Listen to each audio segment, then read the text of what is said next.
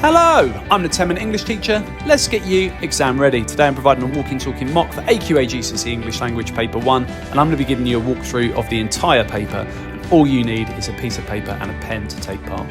Before we get going, don't forget to like and subscribe. There are plenty of videos on the channel to help you prepare for both English language and English literature. Okay, walking talking mock for English Language Paper 1. There are two sections to the paper that we're going to be looking at today. The reading section takes us 1 hour, and then thereafter you should take 45 minutes to attempt the writing section. That is how we're going to dedicate our time to the reading section. There are 4 questions and an extract that we have to respond to. So we're going to list 4 things from the first paragraph after we've read the extract in the first 15 minutes. We've got a language analysis question which should be taking us about 12 minutes. The same is the case for the structure question, where we have to provide a walkthrough of the text, and then we've got a mini essay response to attempt.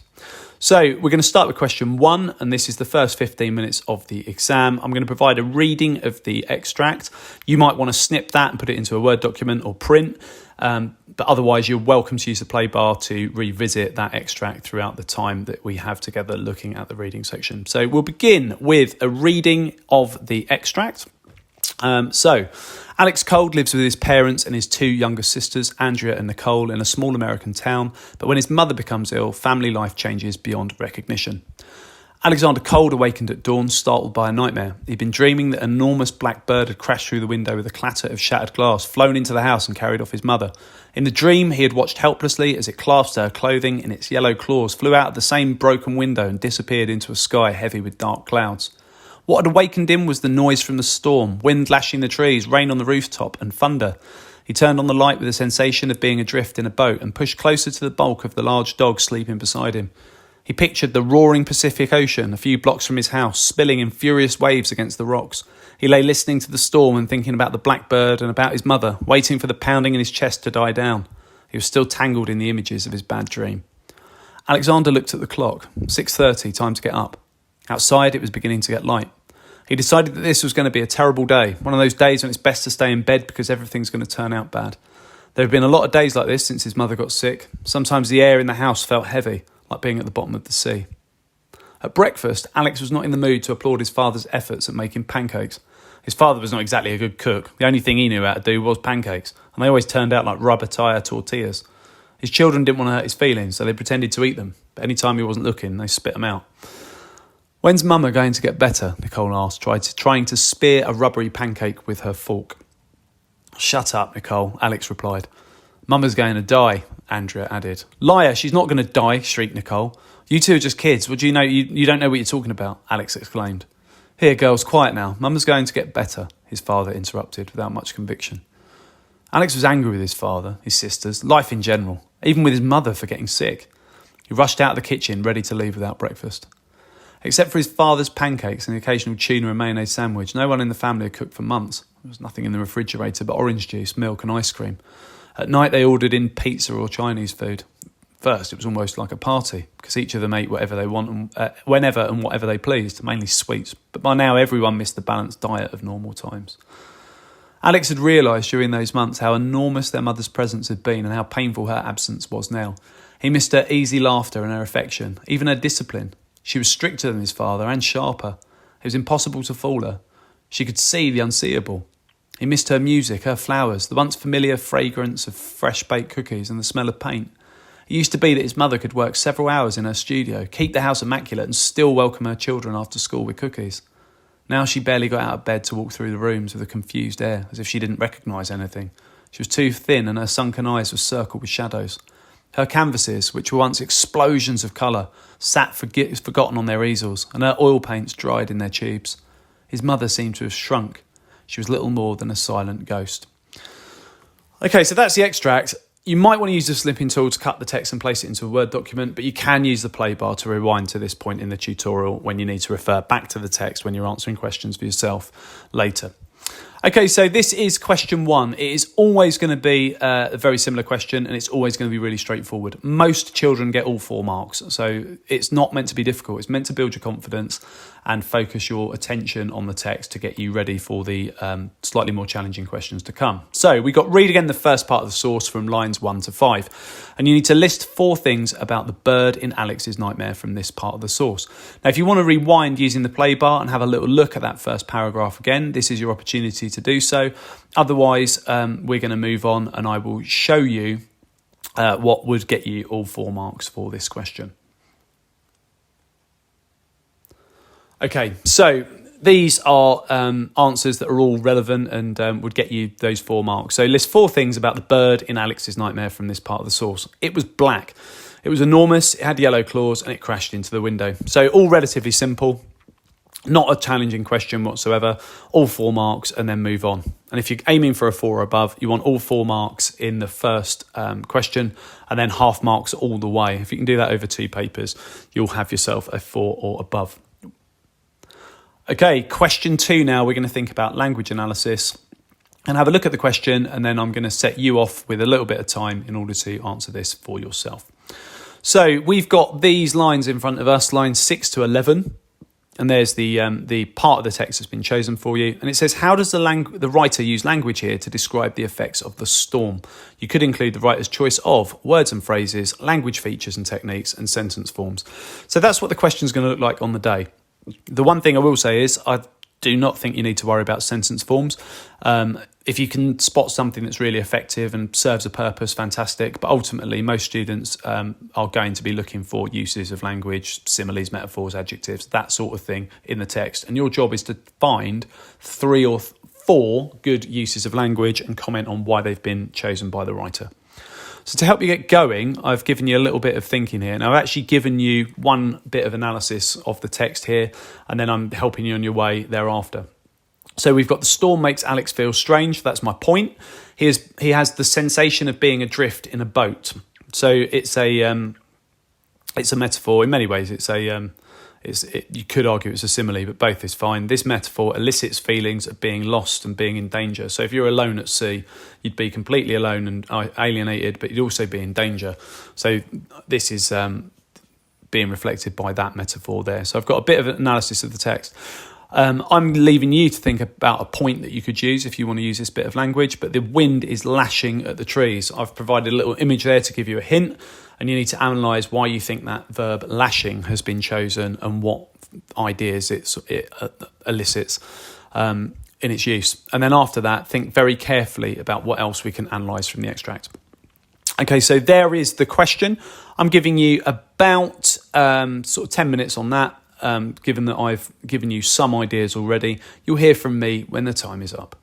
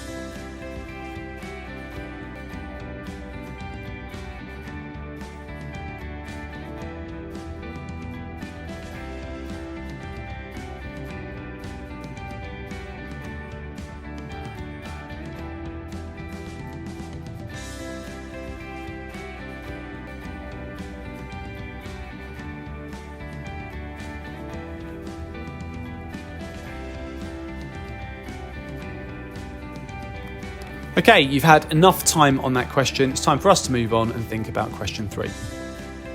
Okay, question 3, which is the structure question. It's going to ask you to analyse the structure of the text. Here is question 3. You now need to think about the whole of the source. This text is from the beginning of the novel. How has the writer structured the text to interest you as a reader? You could write about what the writer focuses your attention on at the beginning of the source, how and why the writer changes this focus as the source develops, and any other structural features that interest you. Now, that is exactly what the question is going to look like.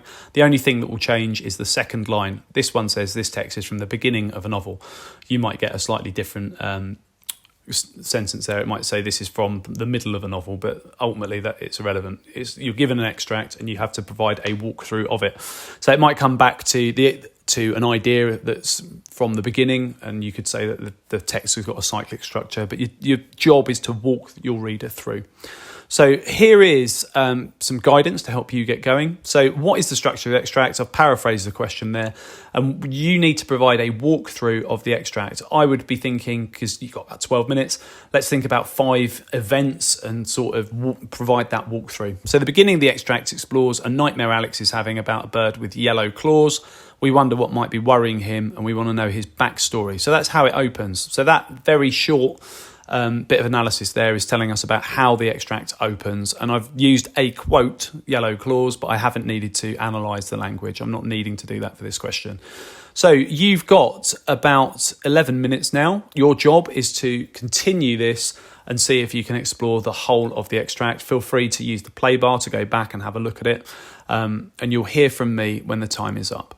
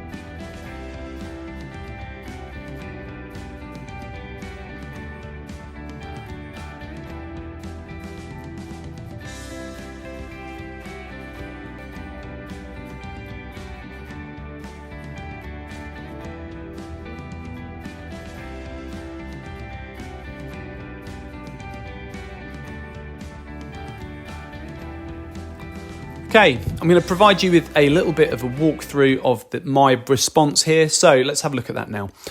We've got the attention then being turned to the storm outside, but the writer also mentions Alex's mother, who we find out is a cause of worry for him. So we're interested in what her situation is and why Alex is so worried about her and why that's unsettling him. And then Alex gets up and there's some dialogue with his sisters and a contrast is made between them and Alex. One sister says Mama's going to die, which keeps us wondering what the situation is without while showing the contrasting ways that the children are dealing with their situation. And then we find out that the change the children are experiencing is involving their father looking after them in a very different way to how their mother might have done, and the fact that they're missing out on her guidance and her structure. So I might throw in a quote there. I haven't done in this instance, but I should be doing. And then I've wrapped it up by saying the end is really effective as it mentions the mother and her presence, which we've been wondering about throughout the whole text. And the writer's been keeping us in suspense until this point in the text. So for those of you who are interested in top band responses, this is a quick example of that here. So I've said the end of the extract is really effective. I really like how the writer has created suspense by gradually giving us small pieces of information about the mother. First, she was a source of concern to Alex. Then we find out she's seriously ill. And in the final paragraph, the intention is turned to her. And we hear about her easy laughter and affection. And the descriptions of her provide a contrast to the breakfast scene. So her laughter and affection is in contrast with that argument and that is had between Alex and his siblings. So that's what you might be doing if you're heading towards that top band response. Okay, now it's time for us to think about question 4. So it's a mini essay response. It's worth 20 marks and you should be spending 25 minutes on this question. It is worth as many marks as question 1, 2 and 3 put together. And the easiest way to miss out on a whole grade in your GCSE for English language is to mismanage your time. When it comes to something like question 4 in paper 1 and paper 2, you need to be making sure that you're dedicating enough time to it. Here is question 4. So focus this part of your answer on the second half of the source from line 16 to the end. That's really important because if you start writing about the first part of the extract, you won't be given any marks for it. So make sure that you're only referring to the part of the extract that you're guided to focus on. A student said, this part of the story, set during breakfast time, shows that Alex is struggling to cope with his mother's illness. To what extent do you agree? In your response, you could consider your own impressions of Alex, evaluate how the writer shows that Alex is struggling to cope, and support your response with references to the text. Now, before we move on and think about this further, there are often alternative ways of looking at the characters. So how he is clearly struggling to cope, but you could, in your response, also talk about the idea that he seems perhaps a little bit more stronger than his sisters because he's a little bit more understanding and a little bit more seems a little bit more responsible than they do in some respects. So you could also look at Alex from an alternative position in order to show that you've really engaged with the extract. Okay, so we are going to think about line 16 to the end now. You've got an opportunity if you want to pause here and have a little bit of a look over that because that's definitely something that you should do before attempting the question. And then I'm going to be guiding you through what you can do in order to answer this question to the best of your ability. So here are some ideas that you could explore. Each of these could be a paragraph. So thinking about Alex struggling to cope. Is he supportive of his father's efforts? So that's something that you could look at, the fact that he doesn't really quite empathise with his father, who's clearly going through a lot himself. Is there an outburst and what do you make of it? So look at the dialogue and the situation with Alex in conversation with his sisters and analyse that and think about what that informs us about Alex. What is he missing about his mother? That is something that you could look at. How has life changed with his father looking after them alone? And why do we know that he's struggling to cope from what's said in the text? You could also say that he might be coping better than his sisters. But think carefully about the evidence that there is in the text and analyse that as well. There are plenty of really great rich uses of language for you to use in your response. So you're given something to prove, explore how it's so, and use those references. And remember, there might be another way at looking at the point made in the question. So we're going to spend about 20 minutes on this question, and you'll hear from me when the time is up. I'm leaving that in front of you now, but use the play bar. I'll move us on when that time is finished, but do feel free to use the play bar if you need to revisit the text. You've got about 20 minutes. You'll hear from me when the time is up.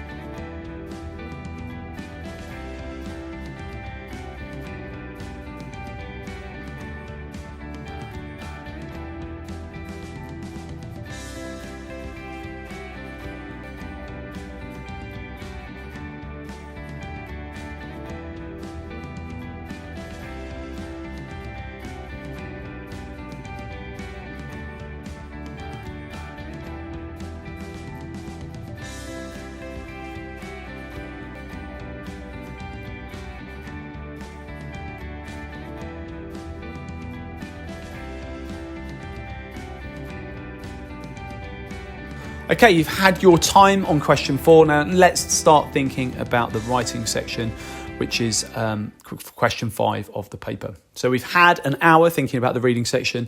Now we've got 45 minutes to think carefully about the writing. So question 5. You need to choose either the picture or the written choice. Do not do both. And in the exam, you're going to spend 5 minutes planning your answer. 5 bullet points is my way of doing it. Think about 5 different things that are going to happen in order in your piece of writing.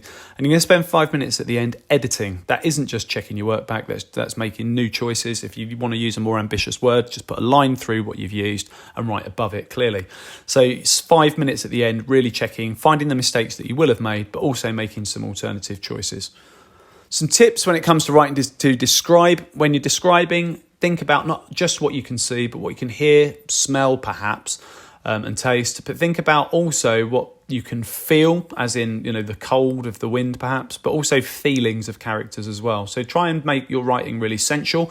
And as well as that, explore some big and obvious things, but then also some of the small and less obvious things. So if you think about the room that you're sat in now, there will be some obvious things in the room, and then there'll be some slightly less obvious things, like perhaps the peeling of paintwork or wallpaper beginning to come away. Something like that that's a less obvious detail that's going to really engage your reader. So try and make sure that you can include those 2 features in your writing. The other thing that we need to do is be really clear that we are being marked for a range of things in our writing. So make sure that you use paragraphs for times, topics, people, place and speaker. If you're really struggling in paragraphs, just start a new one every half a page. You won't be wrong. Start sentences with a variety of word classes. So don't just say the, I. Try and throw in a verb as your first word of a sentence or an adjective. That's going to get you some variety in your use of sentences. And you can embed some subordinate clauses in some sentences too. So if you're struggling with grammar, there are some videos on the channel to shore that up, but make sure that you're doing your best to try and show a range of different skills in your writing today. Okay, so this is question 5. A magazine has asked for contributions for their creative writing page. Either use this description of a stormy sea suggested by this picture. So you've got that picture to use as influence for a piece of writing, or you can write a story that begins with a sentence, "This was going to be a terrible day," one of those days when it's best to stay in bed because everything is going to turn out bad. So you've got a choice of either the stormy sea picture to be descriptive, or you've got a piece of story writing using that sentence about someone having an absolutely terrible day.